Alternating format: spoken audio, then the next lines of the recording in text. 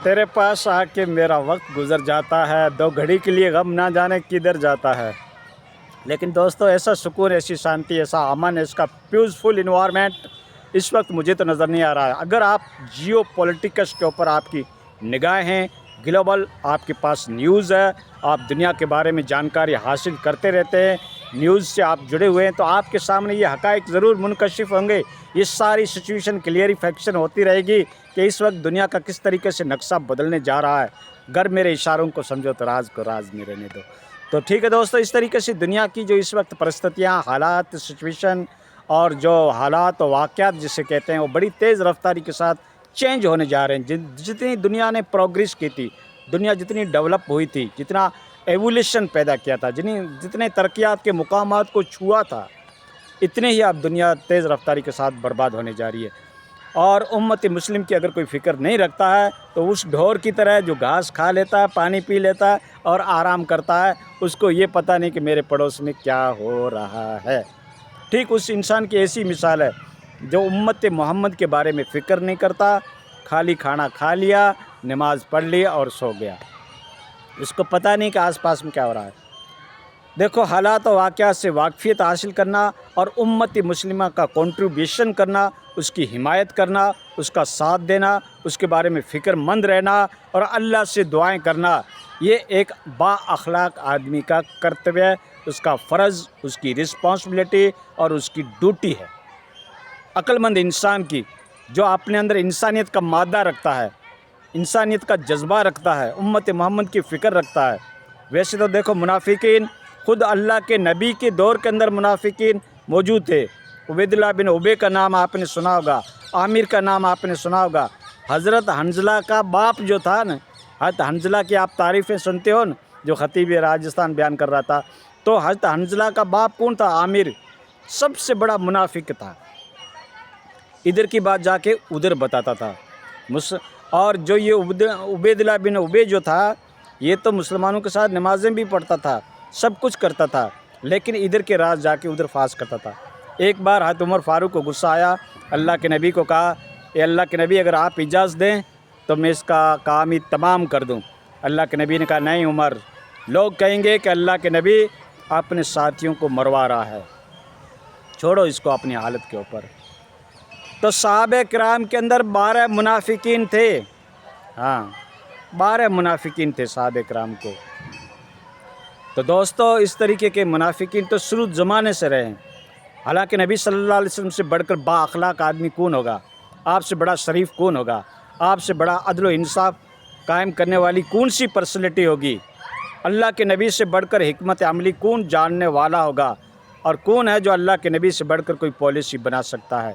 कौन है जो अल्लाह के नबी से बढ़कर माहौल को अच्छा क्रिएट और बाअखलाक ईमानदार क्रिएट कर सकता है? लेकिन दोस्तों, ये मुनाफिकीन शुरू ज़माने के अंदर रहे। तो इस तरीके का मसला है दोस्तों। और मुनाफिकीन आज तो बिल्कुल उरूज के ऊपर हैं। हमें तो अपनों ने लूटा, गैरों में कहाँ दम था, मेरी कश्ती वहाँ डूबी जहाँ पानी ही कम था। तो दोस्तों, ये है। और अपनों पे सितम औरों पे करम, ए जाने वफ़ा ये जुल्म न कर, आपने सुना होगा।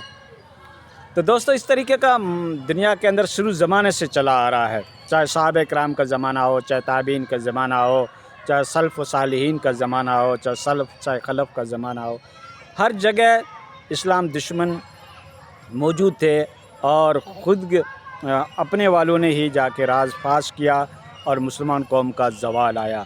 और आज कौम भी मुत्तहिद नहीं हो रही है। शिया सुन्नी के तफरीक को लेकर, इस तरीके के मामलात को लेकर वो क्या किस नहज के ऊपर चली गई है, बस अल्लाह ही उनको हिदायत दे। ठीक है, हम तो अगर कहेंगे तो एक छोटा मुंह बड़ी बात होगी। ठीक है, हाँ, आप सारी हालात और वाक़यात को ऑब्ज़र्व कर रहे हैं, देख रहे हैं और सारी सिचुएशन से आप वाकिफ़ हैं।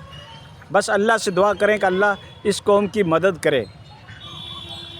हज़रत हंज़ला के बारे में आपने तारीफ़ सुनी होगी ना, सुहाग रात के टाइम जब अनाउंसमेंट होता है जंग ओहद का, तो वो सुहाग रात छोड़कर जाकर जंग के अंदर शरीक हो जाते हैं।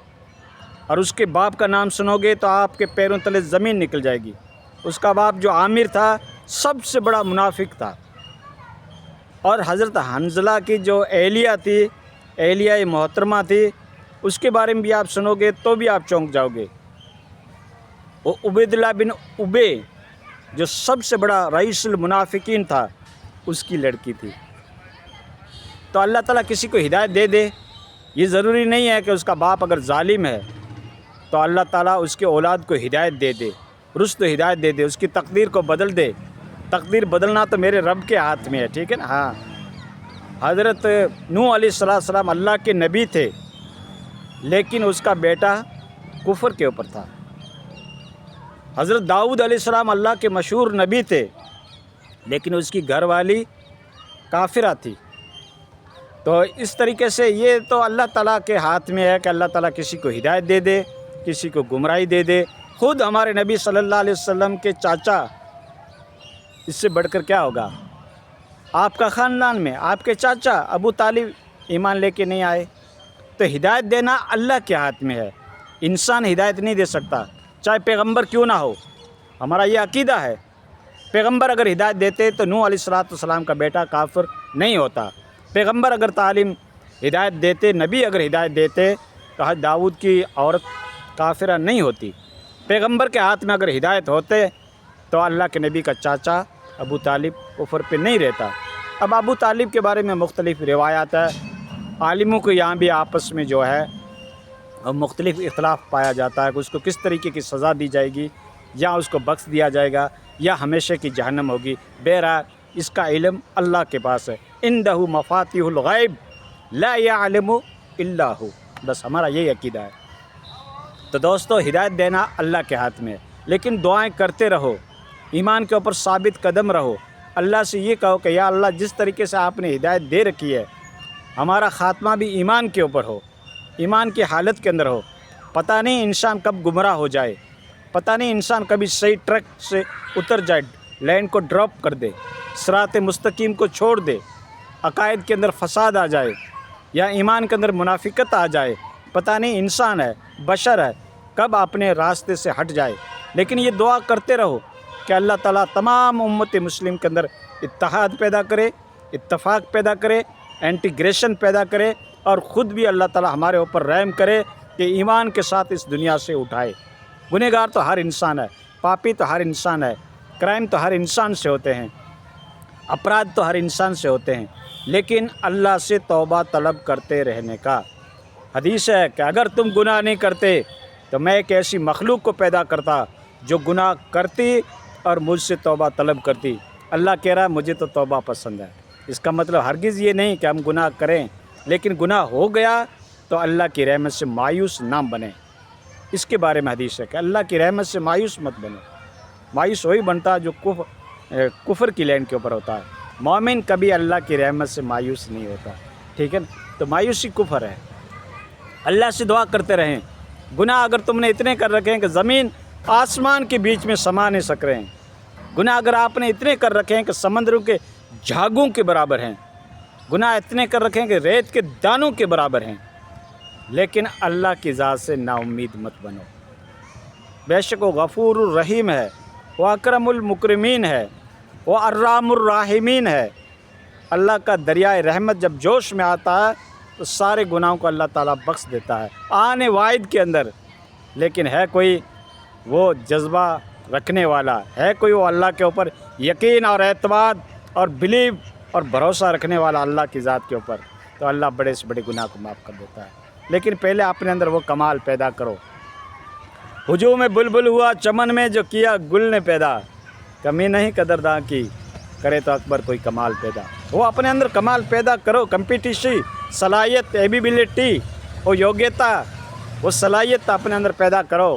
خود ہی کو کر اتنا بلند کہ ہر تقدیر سے پہلے خدا خود بندے سے پوچھے بتا تیری رضا کیا ہے، ٹھیک ہے نا۔ اپنے اندر وہ کمالات پیدا کرو، ٹھیک ہے نا۔ انسان ایک اشرف المخلوقات ہے، اگر اچھا سینسیبل رکھتا ہو، اچھا دماغ رکھتا ہو، تو اس کے دل کے اندر اخروی معاملات کی فکر پیدا ہوگی کہ مجھے رب کو فیش کرنا ہے، برزخ کی زندگی ہے، عالم آخرت کی زندگی ہے، میں خدا کو کیا جواب دوں گا۔ تو ہر اسٹیپ سوچ سمجھ کے رکھے گا، اور جو ہر اسٹیپ سوچ سمجھ کے رکھے گا وہ بیسٹ اسٹریٹجی بنائے گا، وہ اچھا لاہ عمل اختیار کرے گا، اس کے اخلاق بہت اعلیٰ ہوں گے۔ وَإِنَّكَ لَخُلُقٍ عَظِيمٍ، قرآن کہہ رہا ہے اپنے نبی کے بارے میں کہ وہ اعلیٰ اخلاق کے اوپر فائز تھے. آپ دشمن بھی آتا تھا، غیر بھی آتا تھا تو اٹھ کر اس سے ہاتھ ملاتے، چٹائی پہ بٹھاتے تھے. یہ ہمارے نبی کا اخلاق ہے.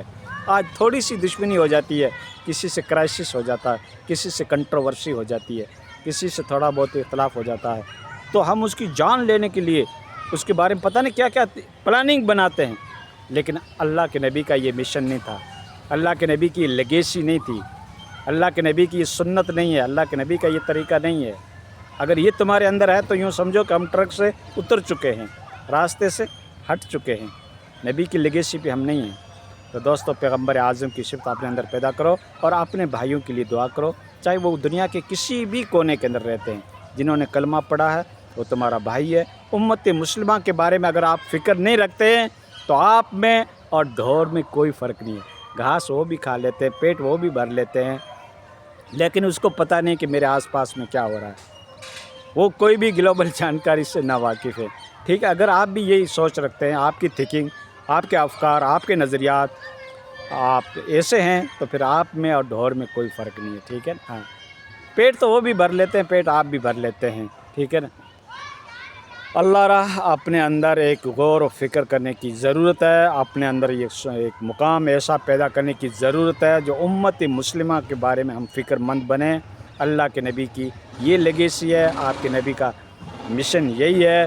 منافقین کی روش مت اختیار کرو، پکے اور سچے مومن کا ثبوت دو تاکہ تمہیں دنیا کہنے کے اوپر مجبور ہو جائے یہ محمد کے سپاہی ہیں جو کسی کو دھوکہ نہیں دے سکتے.